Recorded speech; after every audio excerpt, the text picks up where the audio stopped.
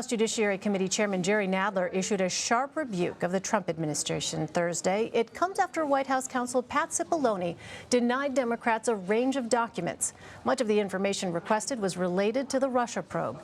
Cipollone said Congress has no right for a, quote, do-over of the special counsel's report. He then urged Nadler's committee to end its investigations into the president. In an 8-page letter, Nadler said there's no chance of that. He called the White House's refusal to comply unprecedented, adding the administration's position that the president cannot be indicted by the Department of Justice and that Congress cannot investigate him effectively places the president above the law. Sean Sullivan joins us now. Sean is a CBSN political contributor and national politics reporter for The Washington Post. Sean, thanks for being with us. Another day, another salvo in this ongoing battle. In Chairman Nadler's letter, he includes a long list of document requests that have gone unfulfilled by the Trump administration. What course of action can we expect Democrats to take here next? Well, it appears that the direction that we're headed right now is a potentially prolonged and heated legal battle. I think we can expect to see Democrats try to use the court system to try to get the documents that they are seeking, to try to compel the witnesses that they are trying to get to testify before Congress. We're seeing this really escalate by the day when you have, on one hand, the Trump administration defying these requests from Congress at a new level, which we haven't really seen before in recent history. I mean, it's not unusual for the executive branch and for Congress to be butting heads, but what we're seeing right now, the level of defiance from the Trump administration is not like anything we've seen before. And what Democrats are doing and what Nadler's doing today is he is signaling, look, the Democrats are not going to back down. They want to continue investigating the president and his administration. They want to use their powers. They control the House. They ran on, in many ways, a platform of holding this administration accountable. This is why a lot of voters gave them control of many of these seats and gave them the majority in their view, and so they're not going to back down. The question is, what does this ultimately produce? It looks like a long legal battle or battles in the courts will decide that in the next few months. Well, House Speaker Nancy Pelosi addressed a way Congress could secure the information they've been seeking on Thursday. Let's listen to that. When they are saying, unless you have a legislative purpose, you cannot ask any questions. You cannot investigate unless you have a legislative purpose. But one of the purposes of that the Constitution spells out for investigation is impeachment. And so you can say, and the courts would respect if you said, we need this information to carry out our oversight responsibilities, and among them is impeachment. It doesn't mean you're going on an impeachment path, but it means if you had the information, you might. Okay, so Sean, Pelosi has previously warned her party against impeachment. Did these comments signal a shift in strategy, possibly?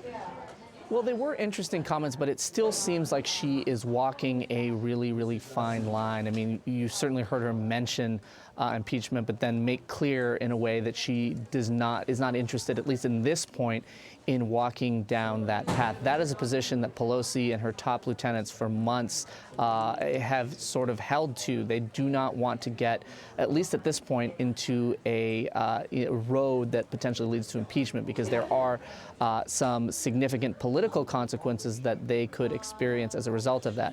Now, all that said, there is growing pressure on House Democratic leadership to do something to push back against the administration, particularly as we're talking about how they have defied request after request and subpoenas and requests for witnesses to appear on Capitol Hill. So it is interesting to hear her sort of slightly open the door to the idea of impeachment in a way that she hasn't before. But on the whole, it still seems like right now House Democratic leadership is pretty firmly committed to not walking down a path of impeachment. The question is, 3 months, 6 months, 9 months down the road as we head toward the 2020 election, does the Democratic base demand this even more? Do we start to see more rank-and-file Democrats in the House pressure Pelosi to embrace an impeachment strategy? We don't know whether that will happen yet, and it's something that I think she and her team are keeping a close eye on right now.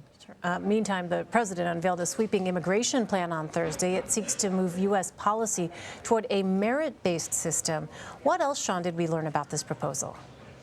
Well, what's notable when you look at particularly the way Democrats have responded to this is not a proposal that addresses young, undocumented immigrants in this country. And when Democrats talk about immigration reform, this has been a must-have for them. They want to have a solution for dreamers in this country. They want to find a way to address what has been an unresolved situation over the past few years. And the fact that this proposal from the White House does not address that is something that angers a lot of Democrats. And what it also signals is that if the Trump administration thought they had any hopes of any real sort of bipartisan cooperation on this proposal, it's simply not going to be there. But this could set up an interesting political battle heading into 2020. It's very clear that the Trump administration and President Trump want to emphasize that they are the party that is tough on immigration, that is tough on border security, and they want to portray Democrats as soft and as weak on immigration.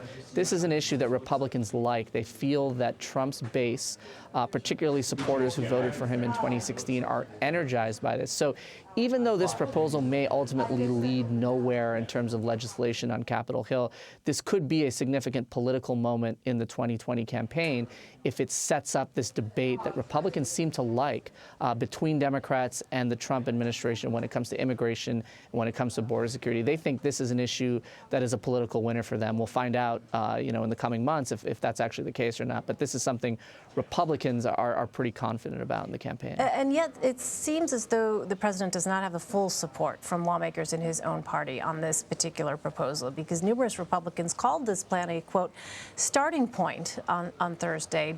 Does the proposal actually have a chance of making it through Congress?